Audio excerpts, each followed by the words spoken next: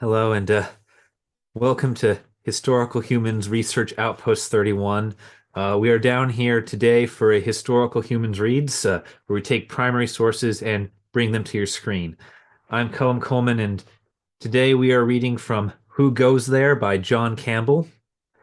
Who Goes There is a 1938 novella depicting an Antarctic research outpost struggling to survive against hostile alien life forms capable of assuming the appearance of anyone. The story has been adapted for film on three separate occasions, the most famous of which is John Carpenter's The Thing 1982, depicted here behind me at the research station. In 2014, Who Goes There received the 1939 Retro-Hugo Award for Best Novella for its compelling and deeply human narrative of fear, and its publication prior to the advent of the Hugo Awards themselves. Today, we will be reading the opening words of Who Goes There. With that, let's begin. The place stank, a queer, mingled stench that only the ice-buried cabins of an Antarctic camp know, compounded of reeking human sweat and the heavy fish oil stench of melted seal blubber.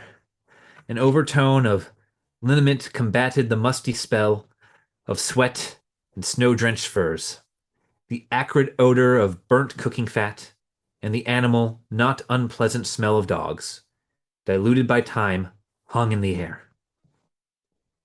Lingering odors of machine oil contrasted sharply with the taint of harness dressing and leather.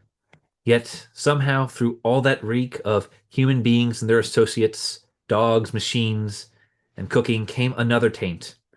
It was a queer, neck-ruffing thing, a faintest suggestion of an odor alien among the smells of industry and life. And it was a life smell.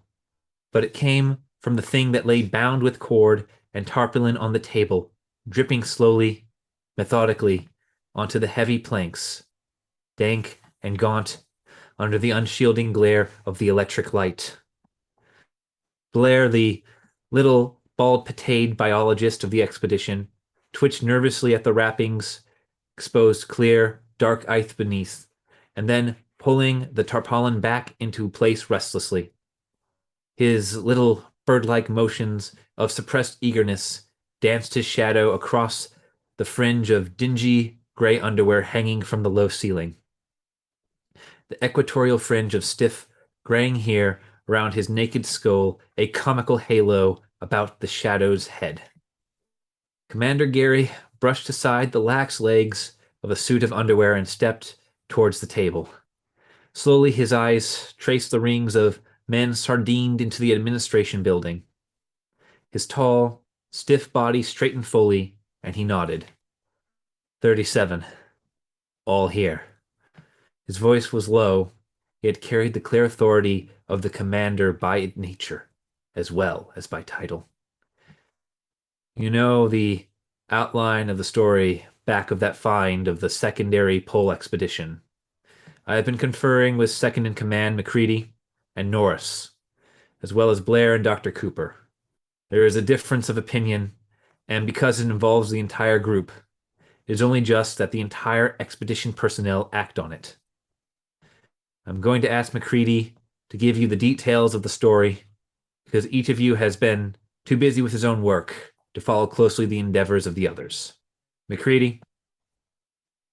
Moving from the smoke-blued background, Macready was a figure of some forgotten myth, a looming bronze statue that held life and walked. 6 feet 4 inches he stood as he halted beside the table, and with characteristic glance upward to ensure himself of room under the low ceiling beam, straightened. His rough, clashingly orange windproof jacket he still had on, yet his huge frame, it did not seem misplaced. Even here, 4 feet beneath the driftwood that droned across the Antarctic waste above the ceiling, the cold of the frozen continent leaked in and gave meaning to the harshness of man. And he was bronze, his great red bronze beard, and the heavy hair that matched it, the gnarled, corded hands gripping relaxing, gripping, relaxing on the table planks were bronze. Even the deep sunken eyes beneath heavy brows were bronzed. Age-resisting endurance of the metal spoke in cragged, heavy outlines of his face and the mellow tones of his heavy voice. Norris and Blair agree on one thing.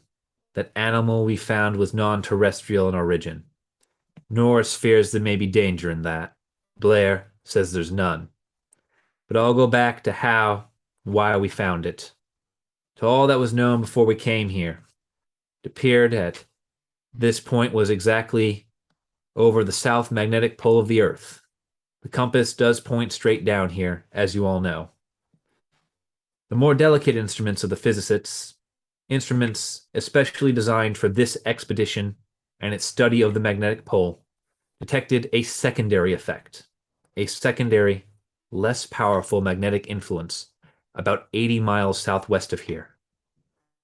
The second magnetic expedition went out to investigate it. There's no need for details. We found it. But it was not the huge meteorite or magnetic mountain Norris had expected to find. This has been an excerpt from Who Goes There on Historical Humans Reads.